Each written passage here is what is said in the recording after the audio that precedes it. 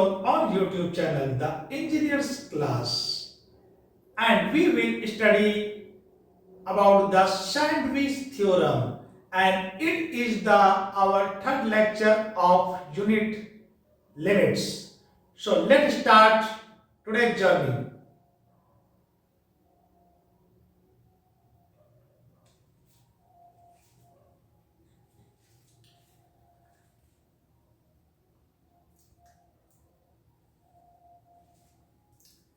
As students, I have told you that I will teach you about the Sandwich theorem that is related to the chapter limits. So what is Sandwich theorem and what it states? तो students, सबसे पहले हम लोग ये जानते हैं कि sandwich theorem क्या है और इसका स्टेटमेंट क्या है। हमारे पास में दो फंक्शन हैं। पहला function is function of x that is fx,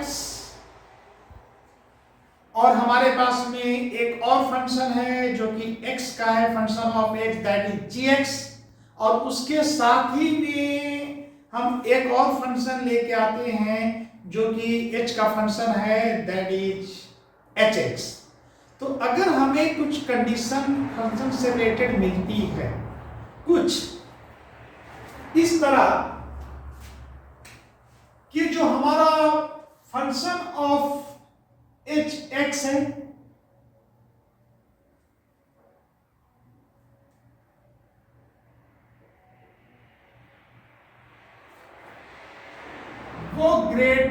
वो आपका स्मॉलर है fx है, और ये हमारा जो फंक्शन ऑफ x fx है वो स्मॉलर और इक्वल है gx।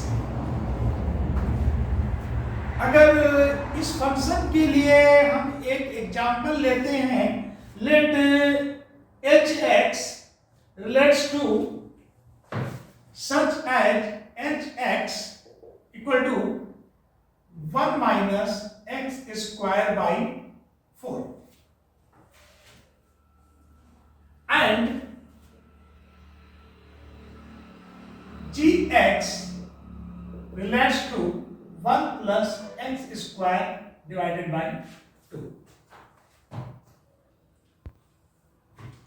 ये फंक्शन जो रिलेट कर रहे हैं आपस में for every value of x, then if we put the value of x as 4, then what will be gotten? And if h 4, then this function will be 1 minus 4 square divided by 4। 4 से square आपका cancel out हुआ और ये हो गया -3। Again आप देखिए कि अगर मैं gx के लिए आता हूं, if I go for gx and x is here 4, if x is 4 here, then 1 plus 4 का square divided by 2, 1 plus 16 by 2, 8, that is 9। तो आप यहां देख सकते हैं कि जो हमारा hx है वो gx से स्मॉलर है।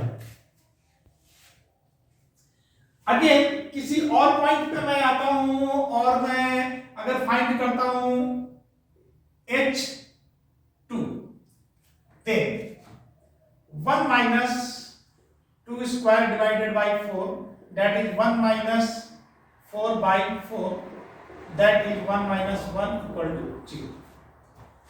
Again if we go for the g2, then it will be, we have to put 2 in place of x, then 2 square divided by 2 and square is cancelled out, 1 plus 2 equal to 3। Again आप देख सकते हैं कि h x जो है अभी भी वो gx से स्मॉलर है। तो जो हमारी कंडीशन है, जो मैंने आपको पहले बताई, जो हमें कंडीशंस क्वेश्चन में दी गई हैं कि अगर ये हमारे फंक्शन इस प्रकार रिलेट करते हैं कि आपका फंक्शन ऑफ x जो hx है वो स्मॉलेस्ट है और उससे ग्रेटर फंक्शन आपका बीच में आपका fx है और उससे भी बड़ा फंक्शन आपका gx है। तो अगर ऐसी कंडीशन आपको देखने को मिलती है तो इसके लिए मैं एक पहले आपके सामने एक ग्राफ ड्रॉ कर लेता हूं और वो ग्राफ मैं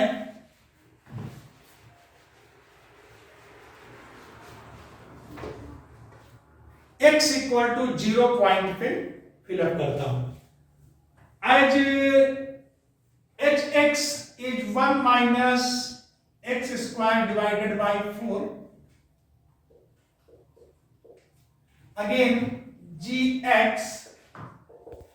equal to 1 plus x square divided by 2। If we go for the x equal to 2, हमारी जो x की वैल्यू अगर 2 पर स्टैंड करती है तो यहां पर हमें को क्या देखने को मिलता है, तो हम यहां देखते हैं कि अगर x की जगह पर हमने यहां पर 0 रखा, x equal to 0, 0 square and 4, then 1 minus 0 equal to 1। Again when we go for gx and gx जो हमारा है वो टेंड्स कर रहा है x इक्वल टू 0 के लिए, तो then 1 plus 0 square divided by 2, again 1 plus 0 equal to 1। तो हम यहां पर देख रहे हैं कि इस 0 पॉइंट पर जो हमारा फंक्शन है वो सेम वैल्यू हमें ला करके दे रहा है। तो इसके लिए हम एक ग्राफ प्लॉट करते हैं।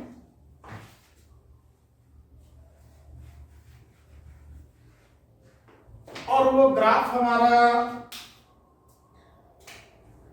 कुछ इस तरह से होगा।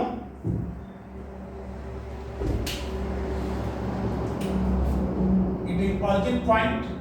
Here we have 1, here we have minus 1, again we have 1. If I go for x equal to 0, then our graph, that is gx, and graph for the expression for hx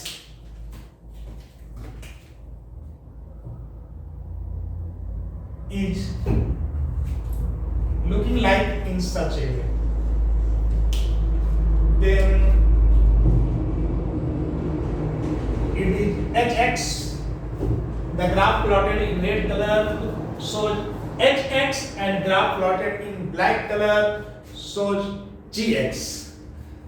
So as a lesson we have seen here that gx is greater than hx, but from the condition we have relation that fx is the mid function of hx and gx. हम यहाँ पर देख रहे हैं कि हमारा जो function fx है वो hx के और gx के बीच में स्टैंड कर रहा है।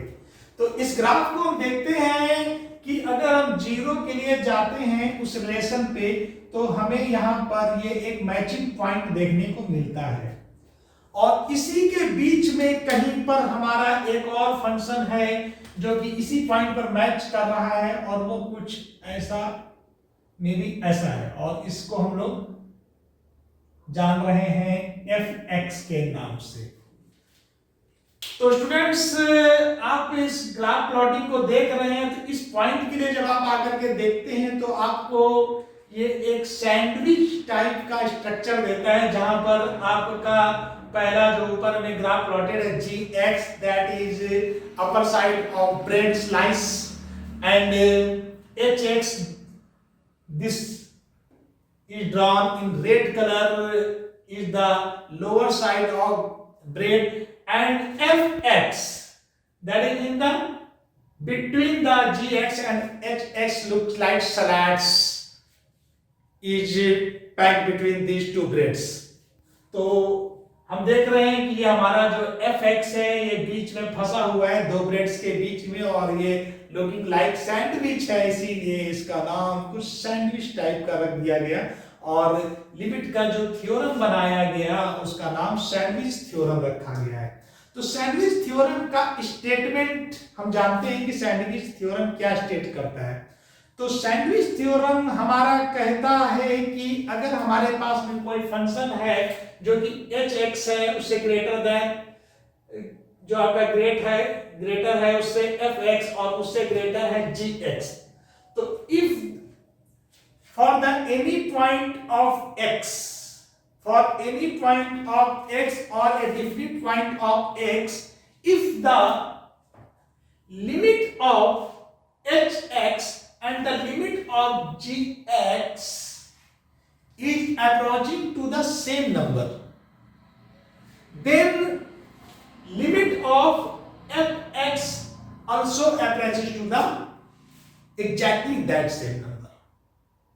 कहने का मतलब है कि अगर मैं इस hx के लिए मैं x की किसी एक खास वैल्यू के लिए मैं लिमिट निकालता हूं और उसका जो आंसर होता है वो l आता है, जिसे मैं इस तरह से लिखूंगा limit hx here and for this relation x approaches 0 equal to l and limit gx x approaches 0 equal to l, the limiting value of hx and limiting value of gx whenever x approaches 0 also approaches to l and again here l।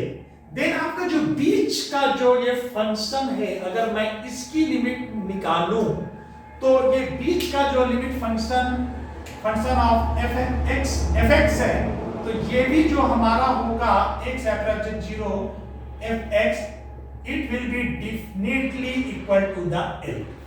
अगर इसकी value l आ रही है, इसकी value l आ रही है, तो ये जो हमारा बीच का जो फंक्शन है इसकी लिमिटिंग वैल्यू डेफिनेटली l होगी, और यही हमारा सैंडविच थ्योरम का स्टेटमेंट है।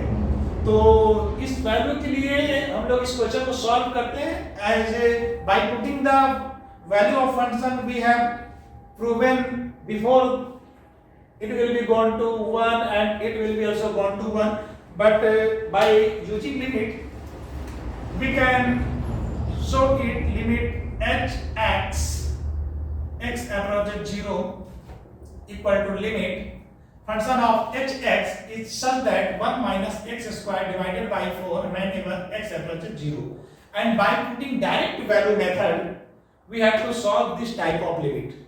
Then by putting the value of x here we will stop the using that sign limit and it will be look like as 0 square by 4, that it is 1। again for the limit gx x approaches 0 and function is in such a way that 1 plus x square divided by 2, and by putting the value of x in this place by direct putting method it will be 1 plus 0 square divided by 2, 1 plus 0 equal to 1।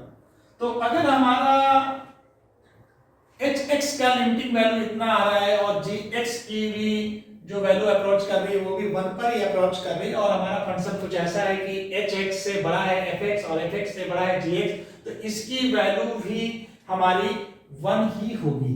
Then I can say that x approaches 0 fx is equal to or approaching to 1। तो ये है हमारे sandwich theorem का statement.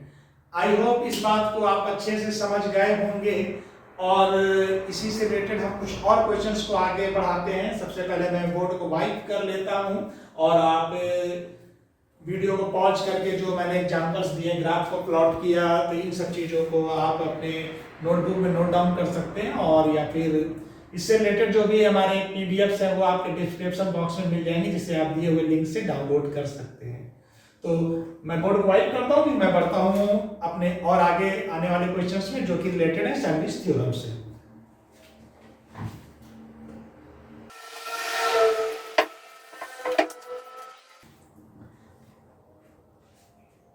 Then students, I have also a question related to the sandwich theorem, and our function here hx,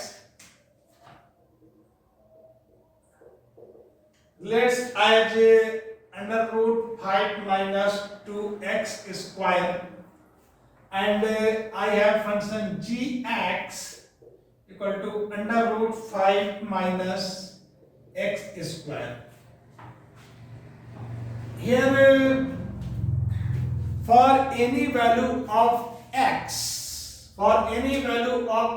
if we put the value of x in any numeric number, there will be gx will be greater than the hx. तो हमारा जो gx होगा वो हमेशा hx से बड़ा होगा, और इसी के बीच में हमारा fx कहीं लाई कर रहा है जो कि hx से बड़ा है और gx से छोटा है। तो हम fx के लिए लिमिट को निकालेंगे, तो सबसे पहले हम hx के लिए लिमिट को सॉल्व करते हैं। Then limit x approaches 0 and it is 5 minus 2x square. Then by putting direct method value put up की जो हमारा जो मेथड है उससे हम यहाँ पर पुट अप करते हैं लिमिट को, और x की वैल्यू को हम लोग यहाँ पर रखते हैं, तो हमें कुछ मिलता है 5 minus 2 into 0 का square, that is 5 minus 0 equal to under root 5. Again I am going for the gx, and gx relates to as 5 minus x square and square 5 minus x square. Again we have to find the limit for whenever x approaches 0. Then limit x approaches 0 will be going to, if we put 0 here, then we have to solve it further 0 square, and it will be 0. Again we have the solution as under root 5, square root of 5. Again students, we are seeing here the limiting value of hx for x approaches to 0 is under root 5, and limiting value of gx whenever x approaches 0 also under root 5. Then आपका जो बीच का function fx है, अगर उसकी limiting value अगर हम लोग निकालते हैं यहाँ पर आकर के, देन हम कह सकते हैं कि it will be under root 5. तो स्टूडेंट्स, जैसा मैंने सैंडविच थ्योरम आपको समझाया, तो आपको यहाँ पर एक विचार आ सकता है, एक थॉट्स हो सकती है कि अगर हम hx के लिए लिमिट निकाल रहे हैं, हम gx के लिए लिमिट निकाल रहे हैं, तो अगर मुझे फाइंड आउट जो करना था लिमिट का fx के लिए ही करना था, fx के लिए करना था, तो मैं fx का ही लिमिट निकाल लूं। मैं क्यों hx के लिए जा रहा हूं, मैं क्यों gx के लिए जा रहा हूं। तो स्टूडेंट्स, जो आपके क्वेश्चंस आपके बोर्ड एग्जाम में होंगे, आपके जो सिलेबस में है, वो कुछ इस तरह से होते हैं कि वो आपका बीच का फंक्शन आपको पता नहीं होता है, और पता होता है तो we have to face the problem to solve this type of question.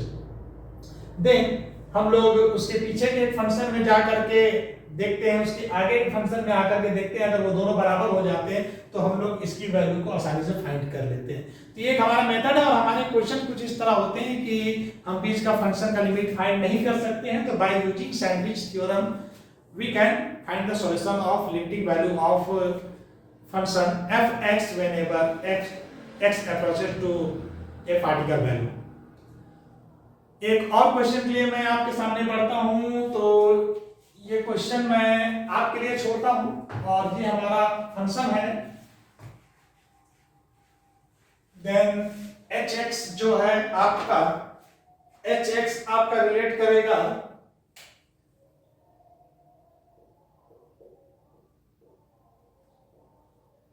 And gx आपका रिलेट कर रहा है 3 sec x। Then you have to find limit x approaches 0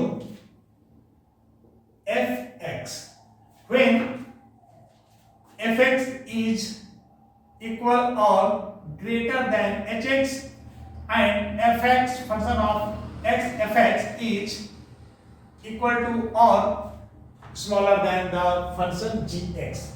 Then you have to solve this question by using sandwich theorem। तो आप इसे solve करके comment box में आप बताइए आपको अगर ये पूरा सॉल्यूशन समझ में आया, सैंडविच थ्योरम समझ में आया। तो यही हमारा मकसद है कि हम लोग जो भी पढ़ रहे हैं और मैं जो आपको समझाने की कोशिश कर रहा हूँ, लिमिट्स के बारे में समझाने की कोशिश कर रहा हूँ, या फिर आने वाले और वीडियोज में जो मैथ के अलग अलग टॉपिक्स आएंगे उसको मैं समझाने की कोशिश करूँगा। तो ये हमारी कोशिश है कि YouTube के माध्यम से आप इस टॉपिक को अच्छे से समझें, ना कि आप सिंपली आप क्वेश्चन का सॉल्यूशन बनाएं और सॉल्यूशन का आंसर आ जाए। अंडरस्टैंड करना जरूरी होता है। अगर आप अपने कोर्स में इन सब बातों को सीख रहे हैं तो इसकी संतुष्टि आपको मिलनी चाहिए। तो स्टूडेंट्स, आज का ये सफर यहीं पर खत्म करते हैं, फिर मिलते हैं हम लोग लिमिट के अपने अगले वीडियो में। तब तक के लिए bye bye students and keep studying. Good bye.